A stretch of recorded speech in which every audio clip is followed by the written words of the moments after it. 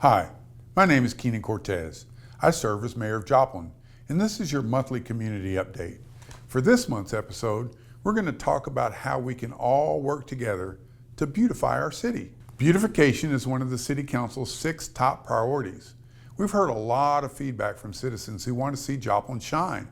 We know how important beautification can be to elevating our community pride and lending a sense of place. I want to read you some of the comments we've gotten from citizens on this topic. Trash, so much littering. Clean it up, make it more inviting for families. Clean up neighborhoods, enforce property codes, make absentee landlords responsible for maintaining their properties. The city looks old. Sidewalks are a mess. Streetlights are out, abandoned houses, trees and bushes overgrown and blocking alleyways and walkways. Clean up the town to attract more shopping, events, and new ventures that are common in many towns. The parks are ugly and overgrown. They're not even mowed for the 4th of July. Look for ways to improve blighted areas, especially within a few blocks of downtown. Sidewalk repairs and the roads could use resurfacing also. Clean up the city. Force rundown businesses to clean up or enforce eminent domain. Seeing boarded up houses and commercial businesses make the city look horrible. The poet John Keats said, "A thing of beauty is a joy forever." Personally, the memories of time spent in beautiful places seem to stick in my mind. Don't we all prefer to find ourselves in beautiful surroundings? Wherever we find beauty, we tend to linger there or even seek to return to it. It can be hard to leave a beautiful place to return to monotony or mediocrity. That's why, in the last few budget years, the city has been more intentional about making extra investments towards beautifying our corner of the world. When planning infrastructure projects, we're not just thinking about whether they will be functional from an engineering perspective, but also how can we include aesthetic and environmental design improvements. We've been investing in our parks and public spaces where people want to spend time, so they can be more pleasant and enjoyable.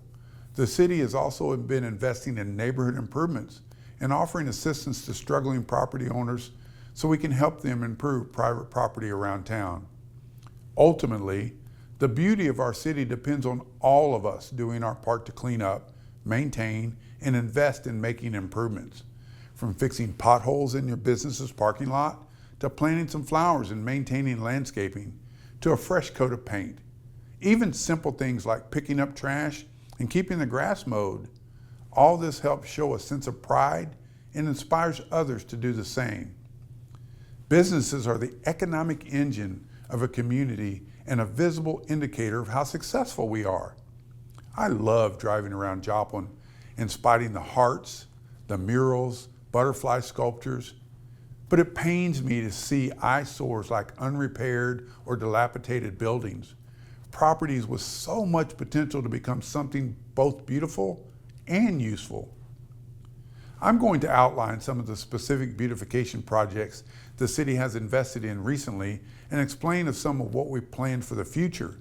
But first, I want to encourage you to sign up for The Citizen, our monthly email newsletter. Just scan the QR code on the screen to subscribe. It's packed full of information about events, programs, and project updates so you can better understand what your local government is doing for you. Let's start with some high visibility items we think about often. Public buildings with distinct architecture and historical significance for our community. The city stepped up 20 years ago to move into the Newman building, preserving and breathing new life into this historic 5-story department store as our city hall. We continue to invest in the building's restoration and maintenance, including necessary improvements to the elevators. City Council continues to look for a long-term solution for Memorial Hall, and we plan to discuss options for this at upcoming City Council meetings. The city also encourages and loves to see investments into other historic structures downtown and throughout the community, which is why the city invests into partners like the Downtown Joplin Alliance, Joplin Redevelopment Corporation, and the Historic Preservation Commission. Our approach to beautification has been to look at funded projects, whether from taxes or grants, and find opportunities to enhance the projects with beautification elements. Rather than just dig a ditch for a stormwater project or merely repave a street, can we use some better quality materials? Can we include decorative design elements or landscaping? Maybe some nice signage. Some of the large projects we've recently done, which include beautification elements, are the 4th and Murphy intersection, with the nice new signage for Landreth Park and the landscaping and trailhead which wraps underneath 4th Street. Further down Murphy Boulevard along Campbell Parkway, we're correcting long-standing stormwater issues, but also including nicer details. We're adding rain gardens along Campbell Creek south of Murphy Boulevard and restoring the creek with natural stone and plantings for bank stabilization and restoration of the habitat along the creek. Another project in this area will replace the pedestrian bridge over Joplin Creek with an upgraded look. Planter beds within the parkway will eventually be improved. The Tin Cup Trail project will soon include a landmark pedestrian suspension bridge, which will become a really photogenic spot and a wonderful place to start an evening walk. We're making a major investment into renovating Ewart Park, which should be open next summer. Plus, we're building a world-class BMX and mountain biking area, Momentum Bike Park, located within the Dover Outdoor Recreation Area.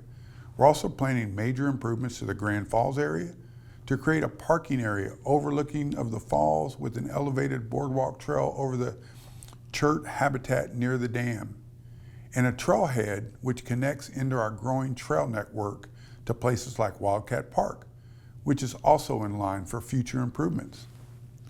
We've invested into our gateway signs and park entry signs around town, and our park staff do an amazing job maintaining landscaping and other elements throughout our parks. In 2026, you'll see more streetscaping along Main Street, including decorative street lights, trees, flower planters, tile mosaics, and decorative banners, stamped concrete, and other small touches. The city also budgeted for a new 3-person public works crew funded by the use tax, which will be dedicated to minor infrastructure repairs and beautification issues to make sure we're keeping our public facilities, sidewalks, curbs, gutters, and more looking clean and tidy. We've also had a new right-of-way team in the Public Works Department, which is helping make sure that construction contractors are good stewards in cleaning up after projects along major corridors and in our neighborhoods. Another way we can beautify the community is investing into creating a sense of holiday spirit. The city invests into Downtown Joplin Alliance Christmas decoration efforts, and we're planning on expanding our holiday decorations into other parks, not just the Mercy Park Tree Trail, which is spectacular, by the way. Crucially, the city has also invested into helping private owners eliminate blight and beautify structures and lots. We've used ARPA grant dollars to help homeowners in low to moderate income census areas make exterior improvements such as new siding, roofs, windows, and more. We have also used that money to help demolish vacant and dangerous buildings, such as the old Freeman Hospital, and various old houses which were beyond repair. This helps property owners prepare to redevelop those lots for newer, nicer structures which look a lot better, improving the look of neighborhoods and inspiring further investment in these areas. In fact, the old Freeman Hospital will be replaced with new, affordable housing for veterans and senior citizens, thanks to investments by Economic Security Corporation and Habitat for Humanity, and using some funding provided to the city through the U.S. Department of Housing and Urban Development, HUD, Home Grant Program. We also incentivize developers to create new, better-looking structures rather than just patch up dilapidated properties. As you can see, the city is really thinking about a lot of angles to beautification. These projects are made possible by thoughtful planning and your support for sales and use tax initiatives for transportation, parks and stormwater, and capital improvements. But beautification is not just a municipal government effort. We all have to do our part to keep our wonderful city looking her best. Think of the places where you'd like to go on vacation. They tend to have appealing architecture, landscaping, streetscaping, arts, and natural beauty. What else can we do to enhance these elements in Joplin? How could stronger partnerships with the business community contribute to beautification? We want to make Joplin a place where people want to spend time and enjoy little surprises and pockets of beauty. The city is stepping up to do more, and we challenge you to look at your property and do something small every year.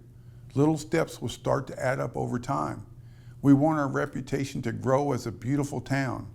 As our reputation grows, people will want to spend more time and money at our local businesses, and we hope more of those visitors will also be impressed that they will want to stay here and live and raise their families.